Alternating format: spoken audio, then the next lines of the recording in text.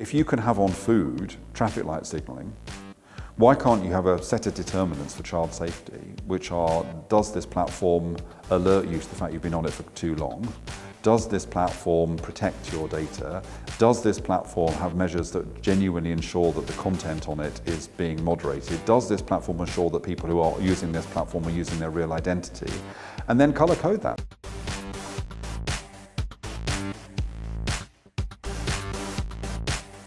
In a world where, let's take that example of child safety being embedded in platforms, and those platforms are global, how do we in Britain actually have an impact in that conversation to make change happen? Well, you know, it's very difficult, isn't it, to have a conversation about anything now where we don't get into Brexit. But I have to say, you know, as someone obviously who was opposed to that decision and regrets it and worries deeply about what's going to happen to our country, you know, there is an extra kind of frisson attached to that regret when I look at the fact the European Union is really grappling seriously with these kinds of issues. There is a real intent in Europe to challenge the power of these corporations, to hold them to account, to demand a better understanding of what they're doing. And you know, it's an interesting battle to watch.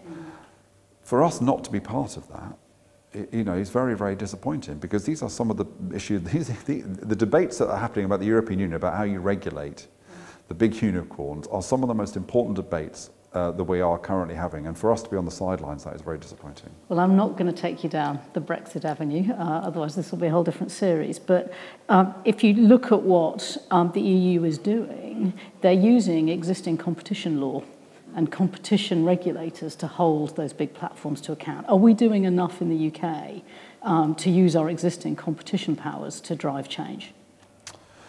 No, I'm not sure we are, and I think this is the part of the problem, which is, you know, it would take a government that is stronger than our own government, and it would take a country that was less distracted than our own country is to be able, I think, to take on some of these.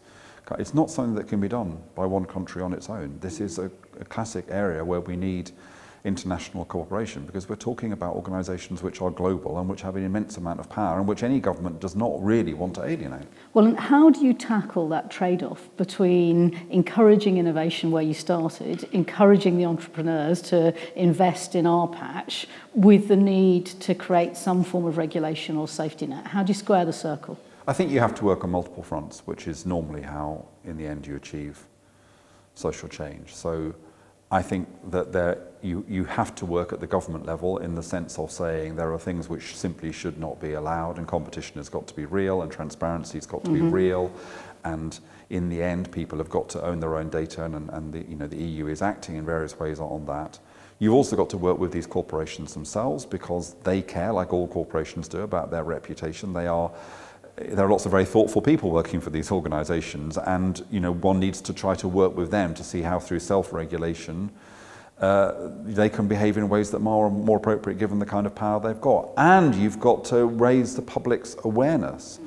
You know, we in the public, we love what these major companies offer us. And we have this ambivalence when we worry about the power of Google, we worry about the power of Amazon, and we say we're very worried about it, and we go back to our desk and do a Google search and buy something on Amazon. So we also need the public themselves to understand some of the trade-offs and choices that we face. I mean, in this seminar I was at the other day, chairing about child safety online, I thought one of the more interesting points was that one of the things we need to do is to get children to understand how the web works, to understand the mechanics of it, to understand how it is that when they click on something, this information becomes available in all sorts of ways, you know, in a way that information is not held if you do something in the non-virtual, in the offline world.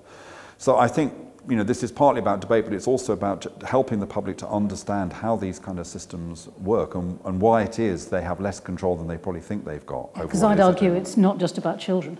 It's important as a parent that we educate parents on how the technology works. I don't think you can abdicate responsibility for the tech to your children in the way that maybe our parents did the operating of the VCR. No, I completely agree. That actually that increasing digital understanding across all of society is going to be critical, so that we can navigate the path ahead. And I don't think it's, I mean, let's not get obsessed with this issue of safety online, but you know, I don't think it's beyond our way. I mean, you know, I thought, again, an interesting idea that came up in the seminar was, you know, if you can have on food traffic light signalling, why can't you have a set of determinants for child safety, which are, does this platform alert you to the fact you've been on it for too long?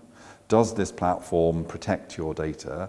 Does this platform have measures that genuinely ensure that the content on it is being moderated? Does this platform ensure that people who are using this platform are using their real identity?